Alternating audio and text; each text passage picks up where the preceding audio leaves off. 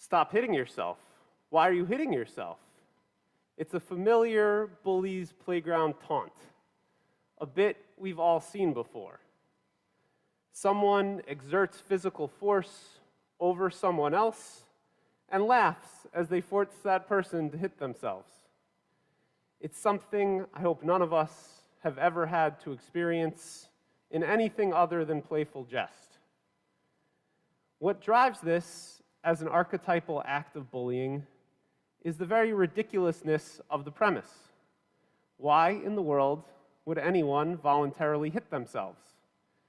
And so I ask you, room full of Yom Kippur worshipers who are about to dive into the communal Ashamnu prayer together, why would anyone voluntarily hit themselves in the exact same spot hundreds of times over the course of the next 24 hours?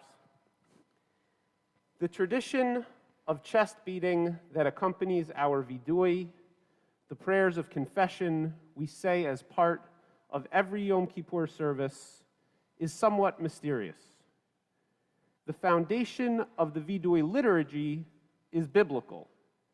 In the book of Daniel, the prophet is quoted saying, "Va'et palela l'Adonai Elohai ve'et vadeh, va'omra ana Adonai ha'el hagadol v'hanorah, shomer habrit ve'hachesed lo havav u'shomrei mitzvotav, chatanu ve'avinu ve'hirshadno umaradnu." I prayed to the eternal my God, confessing, "O eternal, great, and awesome God, who stays faithful to the covenant with those who love God and keep the commandments. We have sinned. We have gone astray. We have acted wickedly. We have been rebellious." It's not the full alphabetical acrostic, but you can hear in that verse the familiar cadence of the Ashamnu going back over 2,000 years. The chest beating is another matter altogether. There are no biblical or Talmudic references to this practice. One midrashic source, going back to about the 6th or 7th century of the Common Era, asks, why do people strike their hearts when confessing? Because everything is contained within the heart, i.e., the heart is the source of sin. The custom of pounding on the chest during vidui must be established by then, as the Midrash refers to it in passing, as if the reader is expected to be familiar with the practice already. Writing in the 19th century, Rabbi Shlomo Gansfried codified this Midrashic opinion into his law code guiding normative Ashkenazic practice.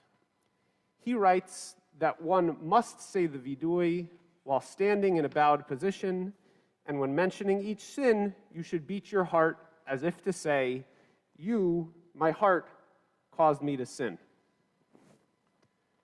For a practice that I take upon myself, not only during the high holidays, but as part of the daily Amidah as well, I find myself appalled. The vidui service is so familiar that I often go on autopilot as it begins. I hear the familiar tune, Yai da da da nai nai nai, ya na nai nai nai, and my head drops, and I raise my right fist and hold it hovering over my chest. While I've always known that this ritual represents some semblance of self-flagellation, hearing it laid out so explicitly as a gesture of blaming and punishing my heart leaves me feeling deflated. At the same time, I recognize that embodied ritual can be really helpful. A similar combination of verbal confession and physical touch was at the heart of the Yom Kippur ritual described in the Torah that we'll read tomorrow morning. Aaron shall lay both his hands upon the head of the live goat and confess over it all the iniquities and the transgressions of the Israelites, whatever their sins, putting them on the head of the goat. This blend of words and symbolic actions seems to be the Torah's prescription for seeking and achieving atonement. Perhaps in the wake of the destruction of the temple and the loss of the Azazel ritual, we developed the practice of hitting our chests as a way to preserve this two-part formula of seeking forgiveness. I have prayed in places where the thump of the Chazin's fist on his chest was audible throughout the room. That sense of actually punishing ourselves may play a psychological role in the ritual of confession. According to Rabbi Lawrence Kushner, a Reform and Reconstructionist scholar and teacher of Jewish mysticism and spirituality, hitting ourselves in a punishing manner allows us to disassociate from the behavior and even the parts of ourselves that we are hoping to leave in our past. He writes that this action enables us to inhabit a split personality, a bad part that needs to be punished and a good part to do the punishing. This lets us repudiate the evil we have done or believe lurks in our hearts, while simultaneously continuing to call ourselves good. Or, to put it another way, it's not really me, it's only the bad part of me. The rest of me is still good. The primitive logic is that if I hit myself, maybe God won't hit me, then I feel better. I love that he includes that notion of then I feel better. After all, that is one of our goals on Yom Kippur. We do all this in the hope that at the end of the day, we'll feel just a little bit better. This familiar practice of hitting our chests, then, is a literal sleight of hand. We trick ourselves, maybe even try to trick God, into allowing ourselves to completely disassociate from behavior that we regret. Maybe if we take on this small piece of performance art with as much sincerity as we can muster, we can walk away feeling better. However, the essence of tshuva, our goals of repentance and return, shouldn't be just to feel better. Placing ourselves in the simultaneous roles of good cop and bad cop might work for the moment, maybe even the day, but it likely won't lead to lasting change that will benefit us in the year ahead.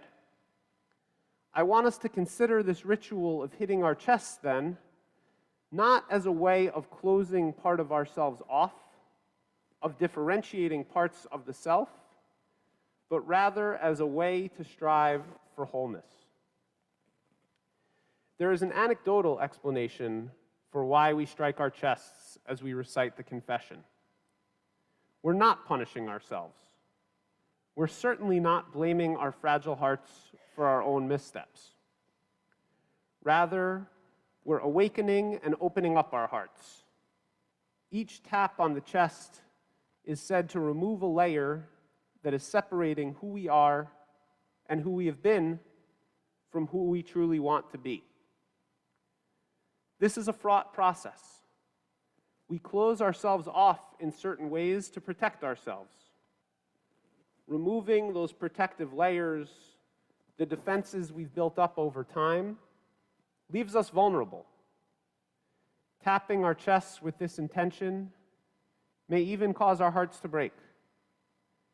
Yet these cracks, that brokenness, that is where growth takes hold. As Rabbi Alan Liu writes in his High Holiday Guidebook, "This is real and you are completely unprepared," heartbreak is precisely the feeling that we have done our best. We have given it our all, but it hasn't been enough, not nearly enough. And that is what it means when we say, God is close to the brokenhearted. Think of that tremendous opportunity for just a moment. Allowing your heart to be broken in order to draw God closer to you. Rising up from that low point of a broken heart gives us the chance to build up from scratch, to approach tshuva from a place of honesty with ourselves and others.